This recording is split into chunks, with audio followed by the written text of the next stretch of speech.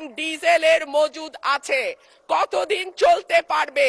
পাম্পগুলো কেন পর্যাপ্ত পরিমাণ তেল পায় না?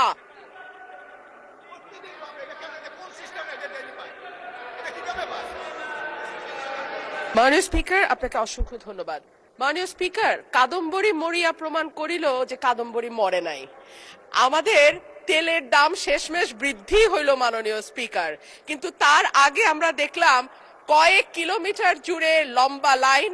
আমরা দেখলাম মাঝরাত পর্যন্ত ড্রাইভাররা দাঁড়িয়ে আছে, তারা তেল পাচ্ছে না, কিন্তু সরকারের সেই ব্যাপারে কোনো হেলদোল নাই।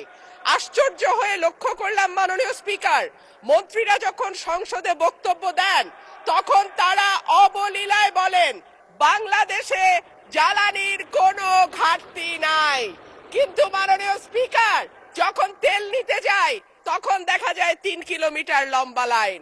মাননীয় স্পিকার, সরকার সম্ভবত কিছু পদক্ষেপ গ্রহণ করবার ঘোষণা দিয়েছে। তার একটা হচ্ছে মার্কেট প্লেস 7টা বাজে বন্ধ করে দেয়া।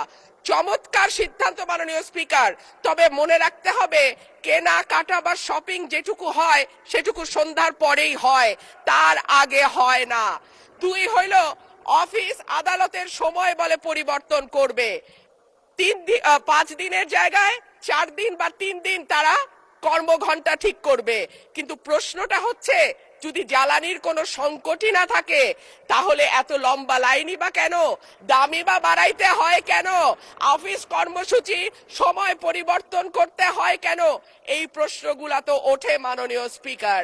মাননীয় স্পিকার, আপনার মাধ্যমে এই সংসদের কাছে আমি জানতে চাই, জ্বালানি মন্ত্রীরা যখন গণমাধ্যমে কথা বলেন তখন মনে হয় বাংলাদেশে আল্লাহর রহমতে কোনো সংকট নাই। ওনারা যদি পরিষ্কার করে বলেন বাংলাদেশে বর্তমানে কত দিনের অকটেন ডিজেলের মজুদ আছে, কতদিন চলতে পারবে, পাম্পগুলো কেন পর্যাপ্ত পরিমাণ তেল পায় না, তেলের মজুদদারি। ধন্যবাদ মাননীয় সদস্য। মাননীয় চিফ হুইপ প্লিজ আপনারা বসেন দয়া করে। মাননীয় চিফ হুইপের মাইকটা দেন please.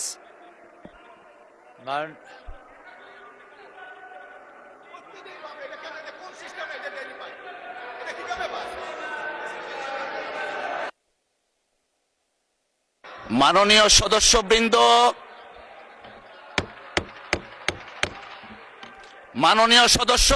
Please let us discipline ourself.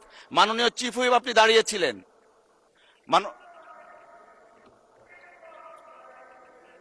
মাননীয় বিরোধী দলীয় নেতা